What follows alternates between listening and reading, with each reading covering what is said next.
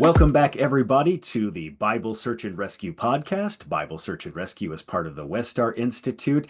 Today, we get to take a look at Martin Luther Part 2. And in order to really dive into Martin Luther, I have two Lutheran scholars, experts, and amazing people here to discuss the man, the myth, and the legend. So, with me, I have Dr. Jarmo Tarkki, and I have Dr. Kirsi Stjerna. And I totally apologize how badly I butchered your names. I'm trying to hit those R's. It's just it's a Saturday morning and I'm barely functioning. But we are so grateful for the two of you here. For those of you tuning in, our last episode was with Jarmo, who did a great job of giving us a foundation for understanding Lutheran theology. Sort of what is the groundwork of what Lutheran theology is all about, and how does one understand Luther theologically. Today, we've got two amazing people who are going to talk to us about Luther the person. Sometimes it seems like with figures of the past, we tend to either hoist them up as plaster saints, or we want to just completely tear them down. And I think with Martin Luther, what you have is a genuine human story. So, Jarmo, Kirsi, thank you so much for being with us today. Pleasure. All right. So I really just want to hear you two. I don't feel like I have anything of value to add to this conversation. So I'm just going to sit back and let the two of you roll. When we think about Luther, at least as I read him, I think we see a man who naturally, over the years, from those early conflicts he has following the posting of the 95 Theses towards the end of his life, you see a man who goes through changes. He changes some perspectives on life. Obviously, he goes through a lot in his life, and so that leads him to take different stances. So, just kind of as an initial thought from the both of you, what do you see in terms of Luther as he evolves through the years? Just general thoughts, and then we can kind of dig into the nuances of that. Hmm. Did he evolve? That's a great question. Yeah. Yeah, that's been a big question. If you don't mind, I jump in first, and then my my friend Yeah. can pick it up. I teach Luther in a university setting, and much of my challenge early on was to get people excited about Luther, and one of the challenges first is to give people a chance to give Luther a chance to be known again by new friends, because we have this image of what Luther was, what he did, and as you mentioned, that he may have been put on pedestal by some and still is there, and for some he's discarded in the garbage because of some of his views that have gotten more notice than others. So I found it helpful to when people have been able to let go of their preconceptions of who is this man. And I asked my students to think of him as a person. Let's get to know him as he was and what we know about him as he got older. And luckily, we know a lot of him because he overshares. We put it this way. There's a lot of things we wish he wouldn't have said because they are problematic in many ways, and he's not here to defend or say, "I'm sorry, I didn't mean that," or "I changed my mind." So so so to get to know Luther, and when you first time meet Luther, it depends on what at what age do you meet Luther? Do you meet Luther the 20-year-old monk, or do you meet Luther the 40-year-old just married man, or do you meet Luther the 70-year-old who is, oh, not 70, when he is writing against the Jews? And so the question is actually really good to think of. To get to know any person, we need to appreciate that they may have evolved or may not, but we need to give a lot of spectrum to get to know them in their different stages and phases of life. Yeah. So I'm just going to say one thing where I have had my focus on this, that where it's a big question in Luther scholarship, that did Luther's views on certain things evolve or change for better or for worse? And I think we can return to that later. But one is the question of how he relates to other religions, particularly Judaism. That was there an evolution to the worse or not? But as a person, I think he remained pretty steady. He was so eccentric and interesting. What do you think, Jarmo? I agree. All right, that's it. Thank you for the podcast. We'll Hey, see you that's next good. time. No, That's fun. that's right. Yeah, that's a very interesting question that Kirsi asked. Did he evolve? Hmm. Um, I'm thinking about Erik Erikson's The Young Man Luther. The kind of psychoanalysis of young Luther was written, 67 years ago in 1958. People have different views about that. But I think that Erickson's work has some insights there that I think relates to this particular topic, Luther as a person. And of course, he had a very authoritarian father. And then the church kind of symbolized that authoritarian father. Uh, I don't know exactly what his mother was like. Maybe Kirsi can address more that issue, but certainly there was this the church as a father figure that he felt very much animosity toward in many, many, many ways. And then we can talk more about that, but just in general terms, Luther was born in 1483, so he's kind of an old dude. He is a 15th, 16th century character. And people lived and thought and functioned very differently back then than they do today. And we always have to, I think, remember that. Chad and I talked about anachronistic judgmentalism last time, which is a concept that I use to describe somebody using our standards from our time and then blaming somebody in the 15th, 16th century for not following those lines. Like, why did Luther use exclusive language? Didn't he know better? Well, no, at that time he did not know any better, and so forth.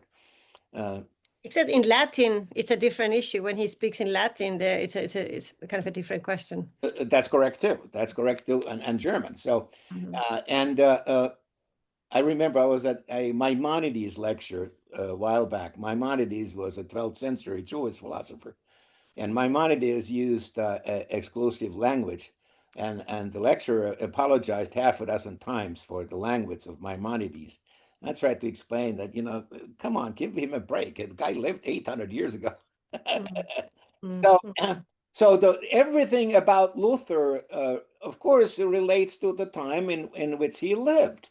What was the kind of world view that people back then had is rather different from that of ours. But I don't know. I wanted to ask Kirsi because Kirsi is the real expert here. I'm just simply along for the ride.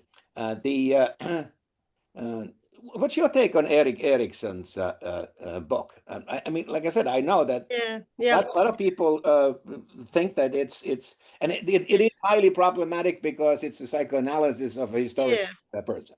But anyway, what's your by and large take? I'll get to that in 30 seconds because as you were talking, something came to my mind about this question of evolution, and you mentioned exclusive language. I'd like to say something about the idea of evolution with Luther. His relation to women and how he wrote about sex and in a way he wrote about gender and women.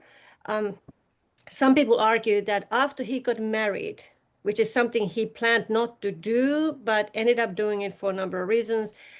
Some people say that after that, we can see a change or shift in how he's even more positive about when he talks about body, breastfeeding, childbirth, the miracle of birth, women, all that.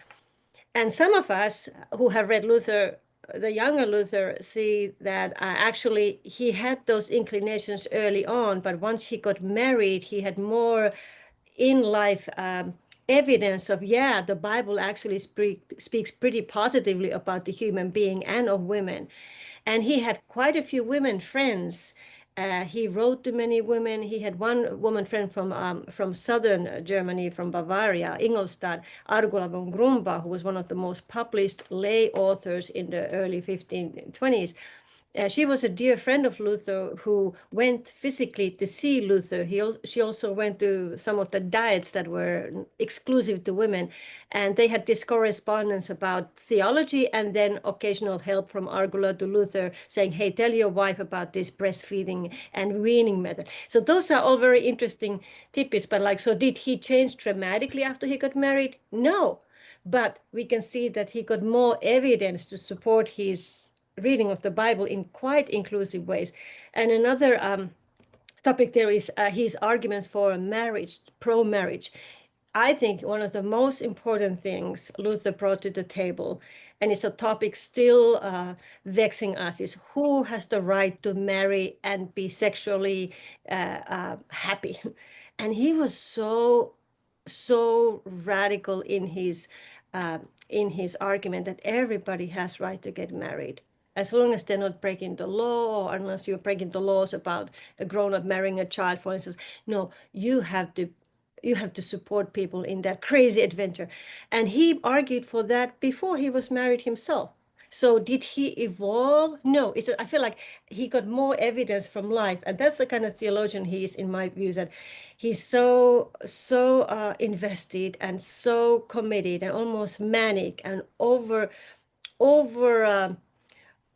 interested in everything and consumed by this fire, and Bible was his main compass.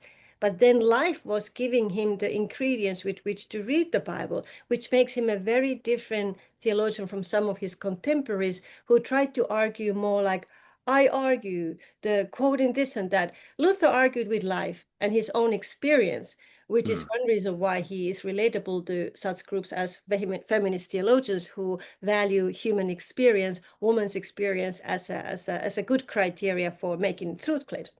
So back to Erickson. Yeah, that book got such bad crap, and because Erickson's effort to and I don't have opinion about the book, just about the approach. When you're trying to psychoanalyze or analyze a person who lived centuries ago, of course, that's very, very dangerous. And I think there was something in the water in the 60s and 70s that people just hated that approach. They did not want to go there. And now that approach is coming back to the table in a sense that we know a lot about psychology, and we can observe in Luther certain behaviors that we would have a name for them today. Like I wonder if he had some bipolar behaviors, definitely depression. He was extremely manic, and those are positive things. Those are not negatives. So I think that would help us if we allowed Erickson's kind of approach back to our interpretation of Luther. It would allow us to appreciate the person and relate to him in different ways. And I think this is a key element in why his theology is still so inspiring for people, while not everybody can name it. What is it in him that in his writing that still gets me in? And I think it's those psychological factors, maybe more than theological statements. He's life. Yeah. I'm sorry, Kirsi. I was going to ask you because you brought up something that stuck out with me, especially people who tend to align more of what they would call reformed, which is the idea of sola scriptura, right? We get a lot of the solas, right? Yeah. There's several solas, and Jarmo talked about the solas last week, and how many solas do we need? But with something like sola scriptura, what you're describing there is that Luther maybe wasn't necessarily a sola scriptura guy because he did account for life experience. Could you touch on that just for a second? Because I think there's something important to that. Yeah. Jarmo, do you want to go on that, or do you want me to go? No, you go ahead. That's a good question, Jen. Yeah, because that's again one of those slogans. Lutherans and those with Luther argue for everything sola scriptura. But that is a very problematic slogan because it has been ambiguous. How do we use that? Who's sola? Who's reading? And early on, when Luther used that to when he had his conflict with the Roman Church about certain truth questions about what is gospel really about, he had nowhere else to go that would be recognized by both sides as an authority. The scripture. That was the ground where, whether you're Catholic, Anabaptist, Lutheran, Calvinist, you value scripture. So he was underscoring that, and all the Lutheran confessions post-Luther refer to that when push comes to shove, it's the scripture as interpreted by the confessions. Well, the confessions were written by people, and none of the confessions are really homogeneous in their voice. When you read them, they all lay out this like, well, we argue about this and this and this, and we argue amongst ourselves about this and this, but we come to conclude on this right now. So, so, and I think the evidence with Luther himself is that sola scriptura is not an abstract principle, but it's a living principle. And he has such a strong experience and belief that the word speaks to person. And it's a powerful thing, and you have to listen to it. But at the same time, he wanted to guard against God speaking to too many people at the same time about different things, and that's chaos. So that's how and the way he, like, let's say baptism, he has really strong views about baptism, infant baptism. So it's a very good idea to baptize infants because clearly God has blessed it, because God has not made us stop it. But really, we could baptize in other ages too, but let's stick with that. And let's not rebaptize anyone. And then somebody's writing him and say, but I'm not sure if I was ever baptized, or maybe I was baptized in a back barn, but I'd like to have a nice baptism. And then when Luther is advising these people pastorally, he's interpreting this scripture and what scripture tells us about baptism in flexible ways. Like, well, maybe you were not baptized. Let's have a baptism, but don't make big fuss about it. Like, let's make this work for you. So he has such flexibility there, I think, because he has elastic view of how the Bible guides us today and right now. And the main rule of thumb for him is that nobody should get hurt, and the gospel should not be jeopardized. But there's a lot of freedom there. And you see that in his pastoral writings. When he's on attack mode and debate mode, no, he's pretty firm about there's only one way to read the scripture, and he's kind of given to us, and I got it, and you all wrong. But that's just one side of Luther. There are the other sides when he's constantly inviting really the spirit. He invites the spirit into the interpretation, while Luther has pretty successfully kept that part hidden. We're very uncomfortable with that. Sure. Yeah, public and Right, private Jarmo? almost. Yeah. We like the Yeah, Pentecostal to talk about the spirit. We don't want to talk about the spirit. Good point, Chad. I was thinking about all these different solas that indeed we have in the Lutheran Church. There's, for example, sola gratia, of grace alone. However, in the Augsburg Confession, which is the main confession for the Lutheran Church, in the Book of Concord, published in 1580, nothing has happened since. All right, Augsburg Confession, in Article 9, it states that baptism is not good for salvation, but it is necessary. Now, But the Latin says it is necessary. I mean, there's a different wording there, and you can interpret that differently. What is it necessary? But we'll talk about that.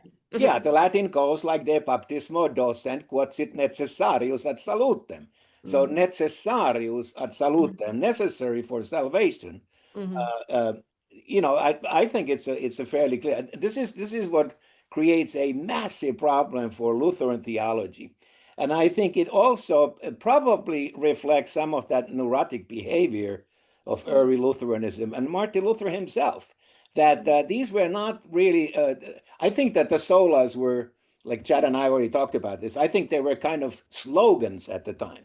They were like plaques that people, placards that people would hold, and, sola gratia, sola scriptura, and so forth and so forth. So, the scripture has never been sola, never. It's not now. Yeah. It never has been.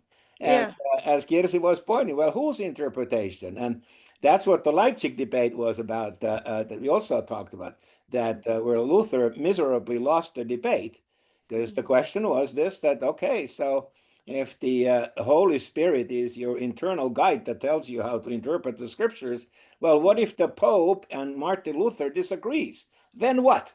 Who is right and who is wrong? And you I just wonder if we were here just simply struggling with a manic depressive, bipolar, neurotic person who and Kirsi, you can talk about this maybe if you wish to address. Didn't Luther Weimar edition has like what 120 volumes by now, and it's still growing. Now, granted, there's lots of table talks where his students wrote down things, and they also published in the selected works of Martin Luther. But no sane person would write the 120 books. Yeah. Well, then there are others. I think of the same thing, but I thought the same thing. But it seems like think of what was the way of communication at the time, and it's amazing that Calvin wrote a lot too. And these people, they were writing, writing, writing. I wonder how did they find the time to do that while they were also pastoring, and some of them were parents, and they still had time to drink beer. But how did they find the time to write so much? And much of it is not ever looked at or read. It's just there. But there's something. So when you think of anybody who is so productive, whether it's in the 16th century or today, you gotta wonder. Like, you gotta wonder, like, what's going on? How much Starbucks are you drinking every day? Who is doing your laundry that you can afford to do all that? And some people seem to thrive when there's a lot of action. Like, I, as a person, give me full day, nothing, no schedules. I'm at loss. I'm absolutely useless. Give me schedule, give me conflict. I am shooting stuff out of my laptop like it's nobody's business. So I identify with Luther. Maybe he was a personality who he was really depressed when he was young, and he was beaten by his father. Mother was no better. uh, but he got privilege in going to school, which was a privilege. He was sent to school, and he got to go to university, and then he changed his career path, and he's just like dwelling on himself and himself, and then like, aha, something happened, and something happened few times that he got to read Bible differently. And I always talk with my students about this, like what counts as a spiritual experience or spirituality. And some people say, oh, I'm more of an intellectual, I'm not spiritual. And I said, well, to me, for Luther, spirituality is deeply intellectual. His big transformation did not, he had his feelings and moods and all that, but the discovery and the transformation was intellectual. Like, aha, click. And I related that. That happened to me with Luther. I, as a young person, was struggling with my own self-worth, and I had all these questions about Bible, and why are people teaching weird things about Bible, how it would apply to my life, and judge me? Like, why would I care about that book? Or that's why I went to study theology, as you know. And then I was reading Luther, who is sharing his discovery in his lectures on Galatians, that in ipsa fide Christus adest. In faith alone, Christ is active. And for somehow that sentence just clicked, like, oh, that's what you're talking about. I can't really explain it to others, but I get it in my being. So it's an intellectual transformative experience. And I spent 40 years trying to understand, what does it mean? What is so powerful about the statement? I don't know why I'm saying all these things. But anyhow, I do think Luther was extremely manic. He was extremely depressed. That we have already noted, but people are less nervous saying anything about the manic aspect because we are afraid of the word manic. There's nothing shameful about if somebody is manic depressively oriented person. Actually, some of these people are most productive people and gifted people coming with crazy good ideas, right? So there's something about that. So I don't think that changes ever. He is, as soon as he gets this into this position as a university professor and get into the debate and simplifying the this is the thing with this solas, the way I see it is that he had this insight that was deeply personal, that grace is real, but it's being communicated wrongly. It's being confused. People are confused. There's this mass of people who are suffering, whether they are poor or they are feeling bad about this. Bottom line, people are suffering, and the church is supposed to proclaim something that's supposed to help, but it's gotten muddied. So these solas helped him to cut through the crap, so to speak. Said, no, this is what the church is about. This is what grace is about. This is what Bible says about the good things. Let's focus, for heaven's sake. So these solas help to kind of unclutter, do major dusting in how religion was to be understood and applied. So with that fire never went out, and he was so sick. He had all kinds of ailments, and he till his dying day, this I'm imagining this the very sick man climbing the pulpit in Iceland and giving these awful supposedly sermons with this. The only way to explain that is that, yeah, he had some convictions and he had this fire. He wanted to save the world and people and said some really awful things with that fire burning Mhm. him. He was wrong, obviously, but that's how I kind of see him, that he had this fire. He was relentlessly consumed by that. And Mhm. to him, it was a good cause he was on. Of course, we can see that some of the things he said are absolutely horrible and Yeah. yeah. Yeah, and we'll transition into that, but I do think both of you are missing something important about Luther's productivity. Oh, There was no streaming services at the time, right? Like if Luther had Netflix, I don't think he's writing that much, right? Like he's gonna like I could do this, but I've got to watch season 2 of The Crown. And that's Maybe. a yeah, that's so something to keep in mind about that. The streaming I thought you services. were going to say that Luther would have been producing podcasts and streaming and sending emails. And I mean, imagine Luther with email and what I think he would have had his own podcast. He would have been everywhere, citing It could very everything. well be, and he'd probably be doing commercials, right? And he's doing stuff for dealing with medications for bipolar disorder, those types of Yeah, things, yeah, in a group of friends.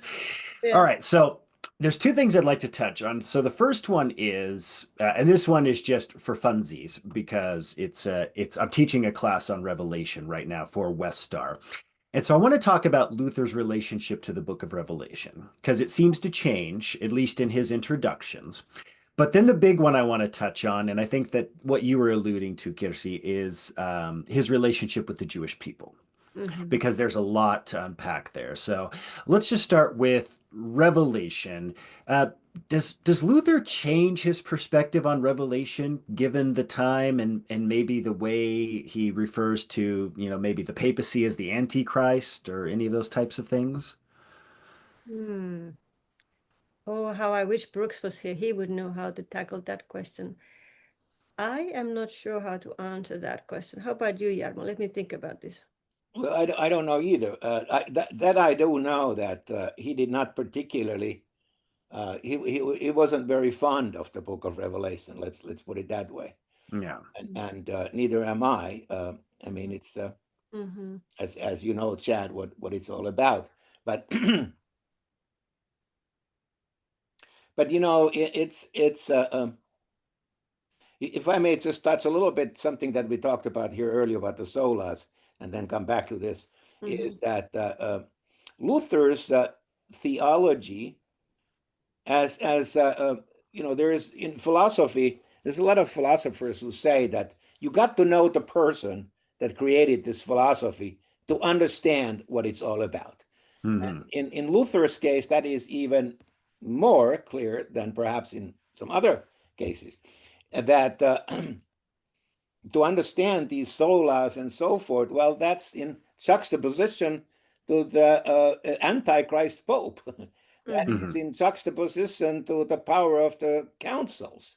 Mm-hmm. That is in juxtaposition to the magisterium, the entire bureaucracy of the Catholic Church, the corruption and so forth. So what Luther said that no, no, no, throw that away. These are the only things that we really need. Everything else was more or less than commentary. And maybe you have noticed this too, that a lot of books that we read, the first 50 pages or so basically tell the story, and the rest is unnecessary. It's just simply the publisher told that, well, why don't you add some more pages to it? My now former, he passed away, but here is Don Cupid, Mm-hmm. who wrote these books. This book, for example, this particular book has under 100 pages. That all books should have under 100 pages, and I've been in situations where I've been written in the manuscript for a book that the publisher says, why don't you add about 50 pages to it? Well, then you go back to your word processor and you invent stuff to talk about, but it's not necessary. And Mm-hmm. so for Luther's theology, the only thing that is really relevant, by and large, is this: that salvation is God's work in us, and there's nothing we can do about it. That's basically Lutheran theology all about. The rest Mm. is then giving some kind of commentaries. Now, the Mm. book of Revelation, it's kind of hard to put that together with this sola thing and the historical context. Mhm. And but I'm not really, unfortunately, yes, Brooks couldn't be here today. Yeah. I am not an expert in the least in the book of Revelation because basically I don't particularly care for the book. Yeah, I think yeah, it's yeah. spectacularly boring. Yeah, the book of Revelation is the reason why I went to study theology, because I found everything that was said about the book was so horrible and so Mm. crazy, that so just batshit crazy. Anyhow, so I think we're gonna pass on this question because we recognize we don't have we want to be careful about this, but I want to say something relating to that, looking at um what Luther was interested in working more on with the Mhm. biblical texts. He loved the Psalms. He loved the Galatians. He loved the Genesis. He did not like the Revelation stuff. He spent 10 years lecturing on the Genesis, last 10 years of his life lecturing on Genesis.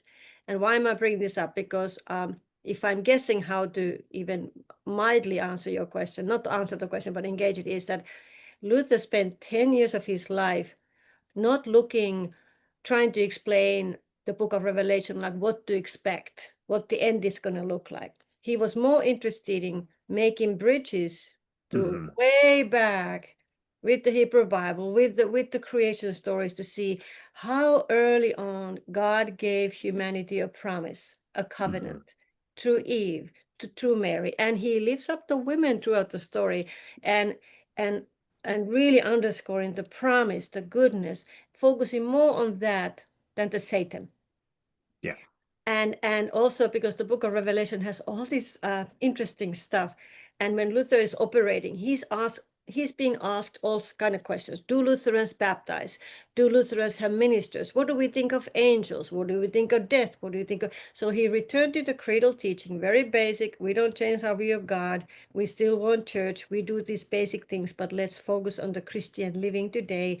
And he was quite critical, if I'm getting this right, about any predictions about how the end is going to look like. Mhm. But his focus on that, don't be afraid of that. The gospel Mhm. really was the lens with which so he didn't want to scare people with the book of Revelation, but more go back to the what has been promised already in the ages back, and how does Mhm. it look like today, that you don't have to be afraid of the all Yeah. that. But I think that makes sense because there's a couple of things that stand out to me about Luther's. One, he seems to be very rooted in the church fathers. Mhm. And so someone like, like Eusebius in the fourth century, Eusebius is still recognizing that the book of Revelation is highly controversial. Mhm. He says, if you see fit to include it in your canons, then please do it, right? But otherwise, there's people who don't think it's legit. And Mhm. as well, again, my understanding of Luther is that he's deeply Augustinian in his Mhm. worldview. Mhm. And Augustine was a devout millennialist. He believed that we were living in the millennium and that there was a pragmatism to that in the sense that it's not about waiting for the end that has become rooted today in much of the fundamentalist world, but about realizing we are living in the period in which Christ has come and there will be a second coming, but that's not the focus. And so I Mhm. think what both of you are saying is legitimate because even as I've read through Luther, I don't see a lot of reference to Revelation. Like I said, I see more in the Pauline epistles, right? He Mhm. focuses more in those areas. But yeah, there's so I think there's something to that. But let's jump into this one is of course the harder topic, but I think Jarmo and I had touched on it on week one. When it comes to Luther's perspective on the Jewish people, he had some pretty things that we would think were pretty anti-Semitic, very malicious today. But of course, in the 16th century, these would not be exceptional things, and I don't think that he was saying. And in fact, they would have held in for much of how the church itself has believed through the centuries and taken very negative stances towards the Jewish people. So I would like to hear your thoughts on how did Luther relate to the Jewish people, and how did that relationship maybe deteriorate over the years? Yeah. Jarmo, you want to jump in first and I can follow? Okay, I can just very quickly. I already touched some of these issues last time, but um, uh, Luther felt very strongly that once they discover what Luther has discovered, the Jewish people are going to convert and become Christians. And when that did not happen, Luther got mad and began to dislike passionately the Jewish folks. And I think that that's where the root of all this is. And as you said, Chad, this was not exceptional at the time. And Kirsi can probably talk more about this, but the Judensaus were a commonplace in medieval churches, and how the Jewish folks were persecuted and maligned. And Luther's foundation came that they rejected Christ. That's it. Yeah. Okay. I still this was a really terrible thing. I talked to a Luther scholar back in 1979, and I had just been to the Hebrew Union College in Cincinnati, rabbinical school, which is, by the way, closing its rabbinical program as of next May because of lack of interest. Hebrew Union College still has a campus in LA and New York and Jerusalem, but the Cincinnati school, which used to be the main school, is closing, or its rabbinical program is closing. Anyway, so I'm talking to this professor in Finland, and he was an old-fashioned professor born in late 1800s. He was way up in his 80s at the time, and he had been in Germany in the 1930s. And he was very curious about the fact that I had been to the Hebrew Union College, the rabbinical school.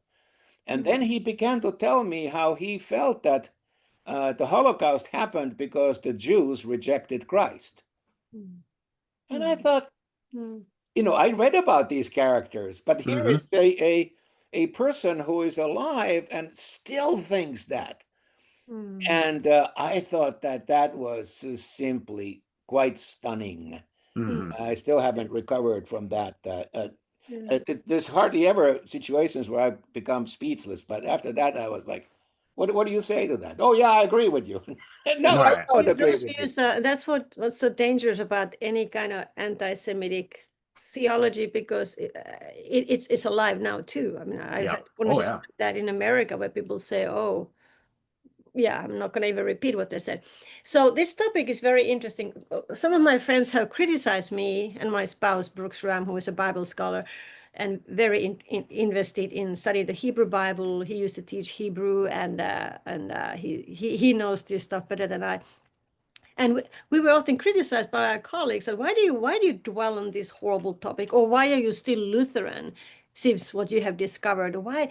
And we both found that this is one of the most invigorating and important topics for us to deal with, both as scholars and as pastors, and as Lutheran individuals, because it keeps us honest about what our theology is, what are the ingredients in our own theology, and it makes us sensitive to hear theology and religious talk that can feed hate.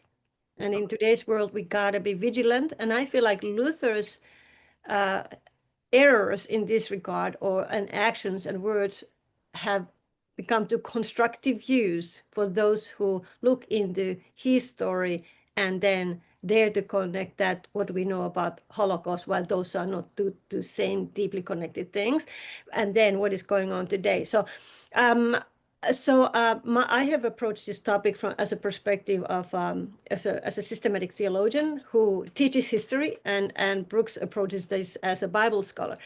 And we wrote a book about over 10 years ago. The topic was Luther and the Jewish people and the Bible.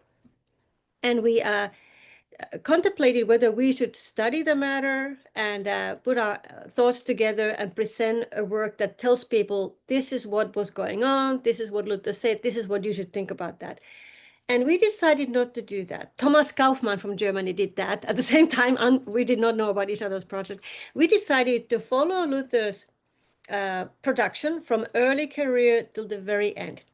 Take samples and look how he writes about Jewish people, Jewish religion, how he uses the word Jew, how he understands scripture, what he tells us, how he understands anything about Judaism. And we wanted to see what are his arguments when he makes his arguments about grace,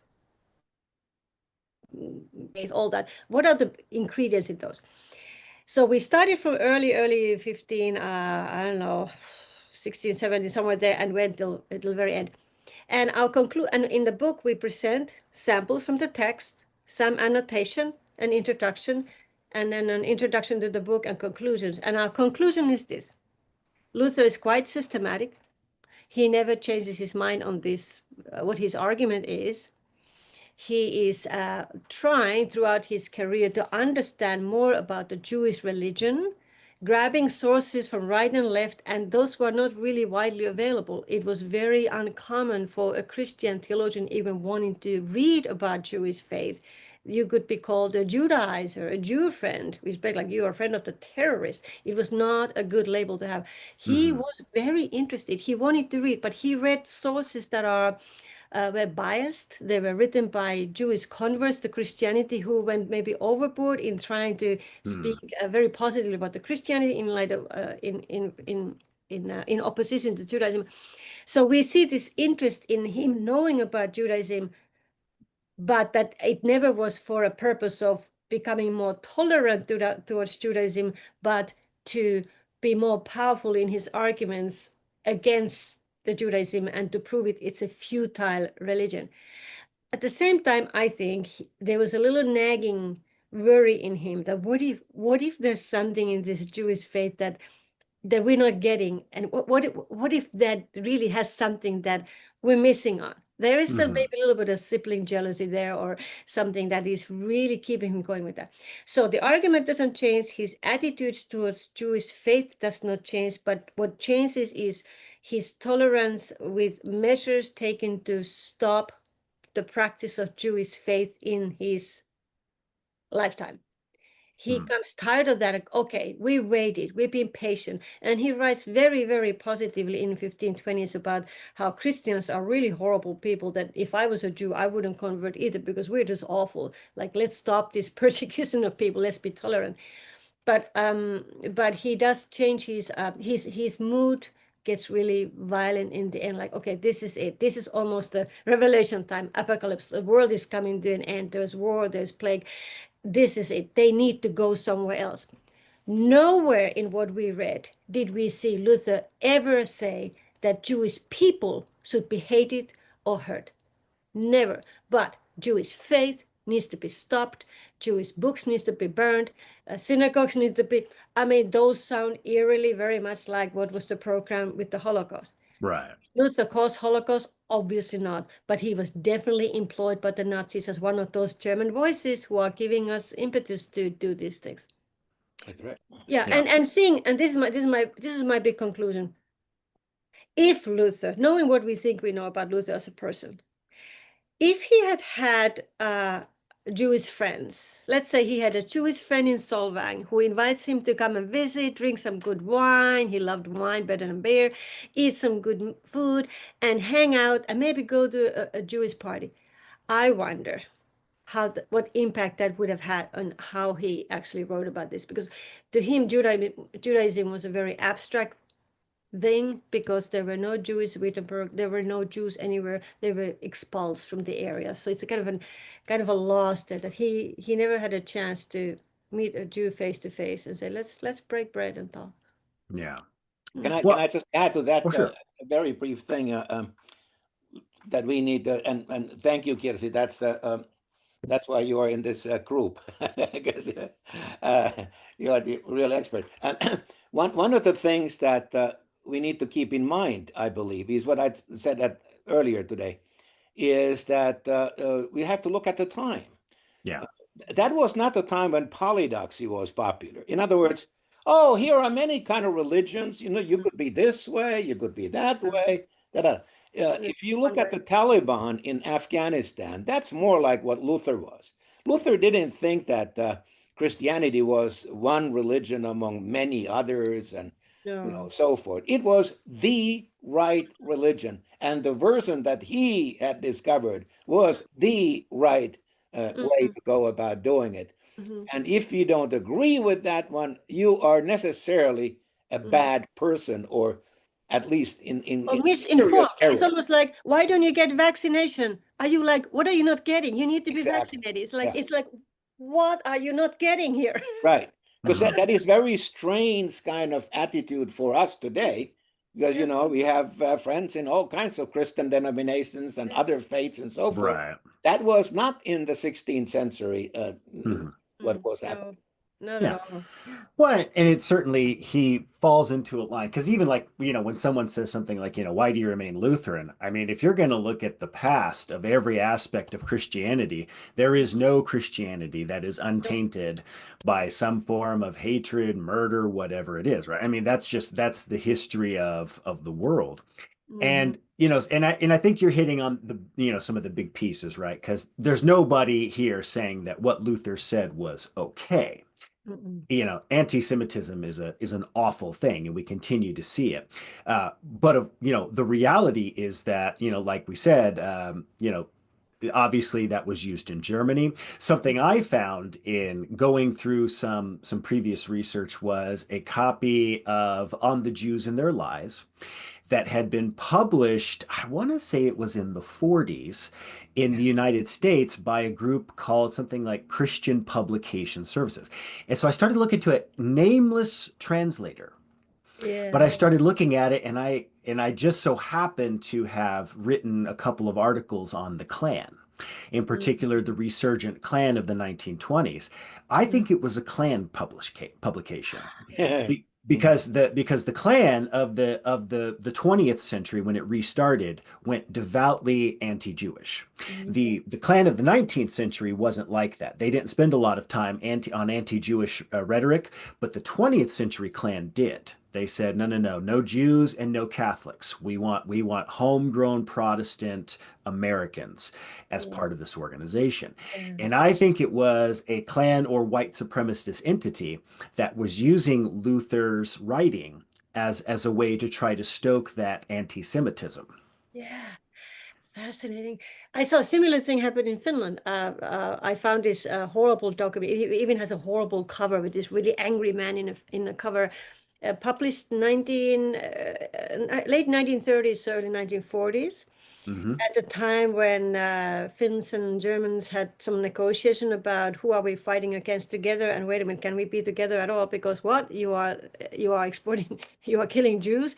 So during that time, a new translation, anonymous, I think, was published, and I started following the linkage of that to all kinds of Christian leaders and bishops, and that was part of the national identity independence battle.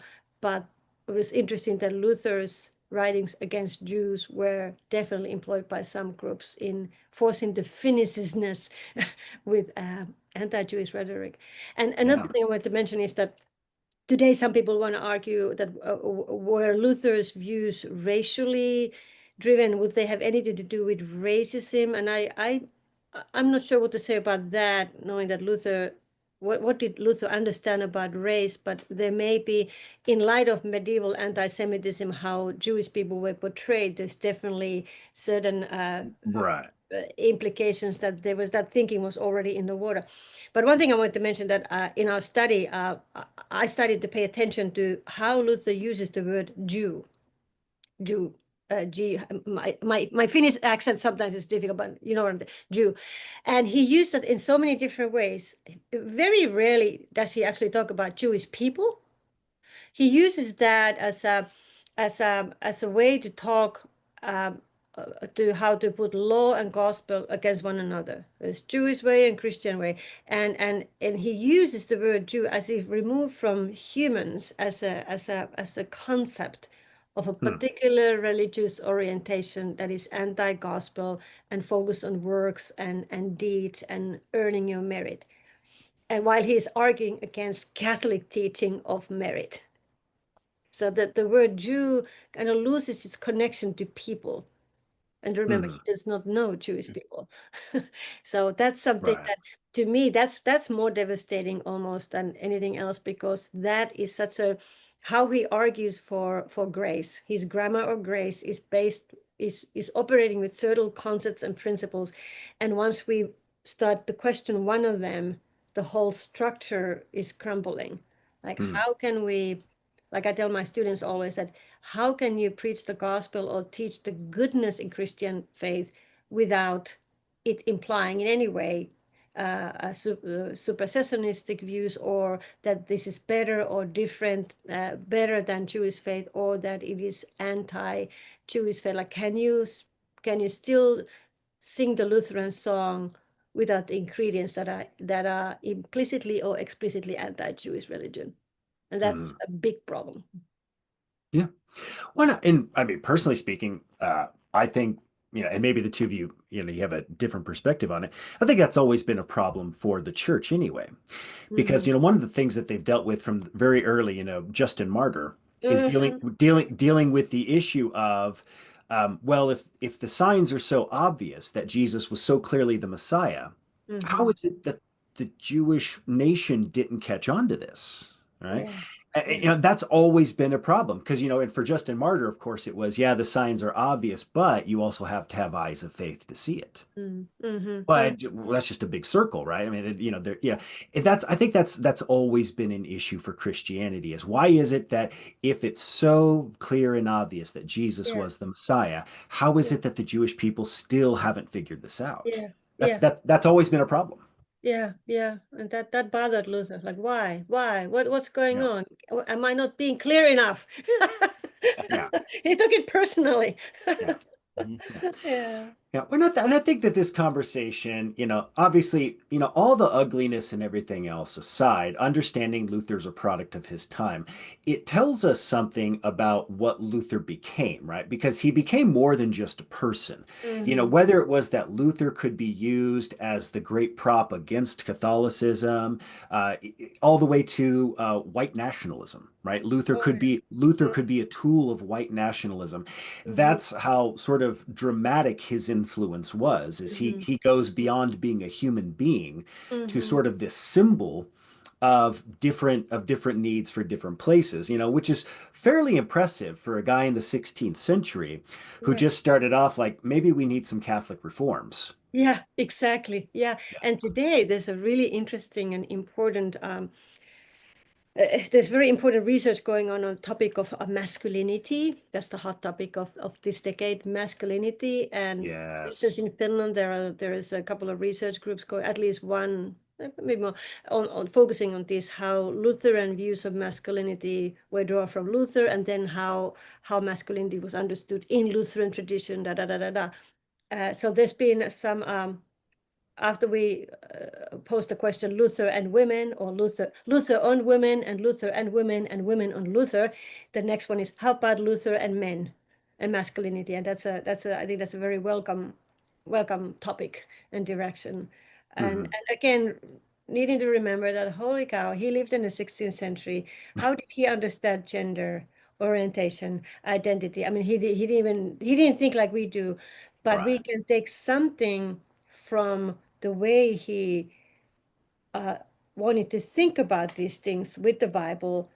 We can I think we can learn from his approach and go beyond the binary dichotomous thinking of their men and women. Yeah, we understand he didn't see any other way, while he probably knew people who were gay, but that was there's no means to even talk about that or address that. But so today we can still see how he wanted to be freed from the old ways of thinking in Hmm. light of his life experience. And where I return to is the ultimate goodness he saw in body and being human, and his excitement about being sexual beings. I mean, that was pretty new in the 16th century. Even today, I mean, how many people write positively about all that actually? Yeah. It's not that common still. So we have a lot of Yeah. damage control there. And so I have a chat, if you allow. I would like to ask Kirsi Sure. a point of view question. okay. In the 1990s, medical ethics was considered to be the one that saved philosophical ethics. And I was heavily involved in that and wrote several articles about medical ethics and so forth and so forth. And I also had to study lots of medical history. And I thought that it was the most fascinating kind of thing, what people thought in previous centuries. What is the cause for this illness and what is the treatment and so on. And I just found that to be very rewarding to research that. But that's it. I mean, I never thought that this would be implemented today. And the same way I think about Luther. Luther to me is, as a historical character, fascinating, as we have already heard. I mean, no question about it. And no question about it that he was a remarkable person in so many different ways.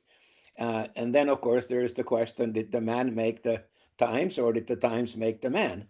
And I think that the times made a man to a great extent, but the man was also there. And as we talked about this last time, I think that Lutheran Reformation, by challenging authority, also paved the way to the Enlightenment. And I think Enlightenment would have happened anyway, but it would probably have been delayed somewhat.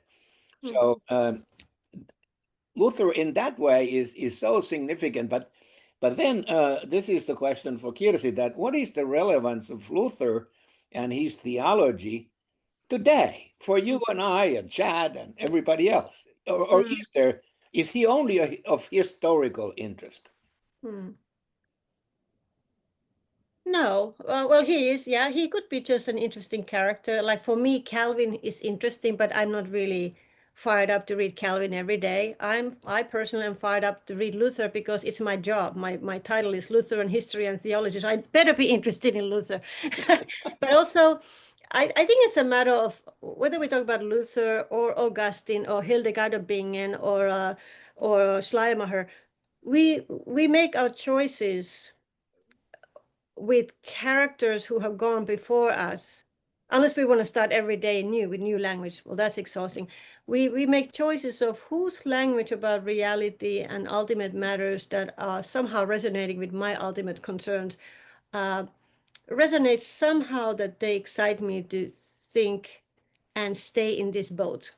And for me, Luther is one of those voices that that I have enough connections and enough irritations. I have enough topics to talk with Luther that I want to stay in the Christian tradition as a Christian theologian and not become a Dharmaist or Buddhist. Or to me, okay, I'm a Christian, and there's Augustine, there's Julian Norwich, there are people along the line of the ancestry that I'm excited about, and I have some feelings about them, but much of that is culturation coming from Finland and being trained by Luther scholars. I really didn't have a chance to be excited about other voices. But there's something about him, and this is now thinking more of a Lutheran pastor who sometimes preaches about why would we ever quote Luther? I mean, in our sermons, shouldn't we quote Jesus? Is Luther able to interpret something in the story about Jesus and the meaning of Jesus in ways that poses relevant and transformative questions for people today? And it seems like, yeah, he tackles with some of the questions that are timeless. And also the way he interpreted the Bible, I would say, and I think Brooks would agree, that he is one of the first moving towards the critical modern scholarship of biblical interpretation. And that's exciting. But is he always right? Does he always need to be quoted? No. Does that make sense? But I think of this almost every day. Why do I care? Because I care. Well, what do you think is do you ever get bored with Luther, or do you ever like, No, why the hell am I I doing don't. this? I don't. I mean, he wrote so much, and I love working with text, and there's something about this character. Uh, yeah, yeah. No, no. But part of this is it's fusing together my research in just my job, my spiritual background, and so yeah. I don't know if you put me in an island somewhere in the Caribbean with no books, who would I read? I don't know. Your But own. I So, find him yeah. extremely exciting character, like you. He's like he doesn't leave anybody cold. Mm. You cannot read Luther and get excited and irritated, and like he makes you think. Oh Mhm. yeah, and the language that he uses, Chad and I didn't talk about this, but Yeah, I actually wrote a newsletter 20 years ago, and the title of the newsletter was "The Foul Language of Luther." yeah, And yeah, I wrote right underneath there that if you are easily offended, please do not read this. yeah, yeah, yeah, And of course, Yeah. then everybody read that. But the language that he uses is talking about the Pope's farts and, yeah, all kinds of things that are just utterly, and yeah, he's not boring. Did we talk about this? If I yeah, may, just a very brief anecdote. Luther was of the opinion that the job of a preacher is to aggravate the congregants. And the reason for that is that the sinners don't want to hear the gospel. And mm, so, if the preacher doesn't offend the congregants, the preacher is not preaching the gospel. And so, the congregants have to go back to the preacher and say, "Now, listen, buddy, mm, begin to preach the gospel so we can mm, get offended." mm, And if the preacher still doesn't do it, this is Luther. You have mm. to go and pick up some dog poop and take that and throw dog poop at the preacher and make sure that Yeah, he leaves. This is yeah, this is how this is how Luther describes some of these things. And so when yeah, Kirsi says that he's not boring, I yeah, agree. He yeah. surely is not boring. So I wanna quickly add something very important inspired your question, and I forgot to lead to that. Why Luther today? And this is the question for me as a teacher. Why does a university curriculum devote a couple of courses on Luther alone? And the way we found our angle here teaching Luther in California is freedom. Freedom questions is they are urgent, they are relevant. We can pick the Yeah. perspective we want to go with. And mentioning that concept of freedom and then starting to read Luther, the classroom lit up. Like, Mhm. oh, he was fighting for certain freedoms.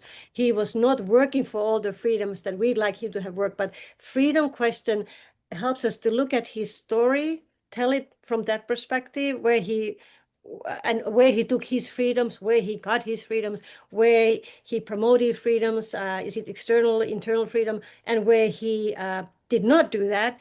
And that just helps us to rethink the story and the point of any theology, if a theology that's used today does not address freedom issues, then it's historical Mhm. only. Yeah. When there's something you made, that's a fantastic point because when you're looking today at this nationwide efforts at cracking down on Mhm. especially what's being said in the classroom, right?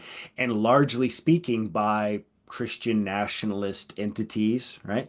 You look at what Luther stood for. Luther was speaking out against the Christian power structure of his time, Yeah, right? And to see it now, right, where the Christians, like the shoes on the other foot, and now you have the Christians trying to silence everybody else. yeah, yeah, yeah, Yeah, yeah. that's a Luther very great point. relevant. Luther is Yeah, very relevant now. Like, well, let's see. What does it mean to be Christian? What does it mean to be Luther? It means to resist the empire when the empire is going the wrong yeah. direction. So yeah, Luther, ever relevant, controversial, fascinating. Thank you to both of you, Kirsi. Before we go, what is the book that you and your husband wrote? What's it called? It's called Martin Luther, the Bible, and the Jewish People by Is it on Fortress. Amazon? Yes, and it's Okay. published by Fortress Press. Okay. It came out Perfect.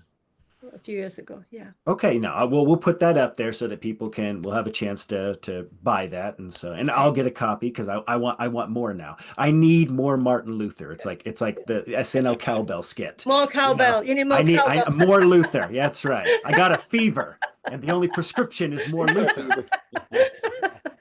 That's funny. It's All right. incurable.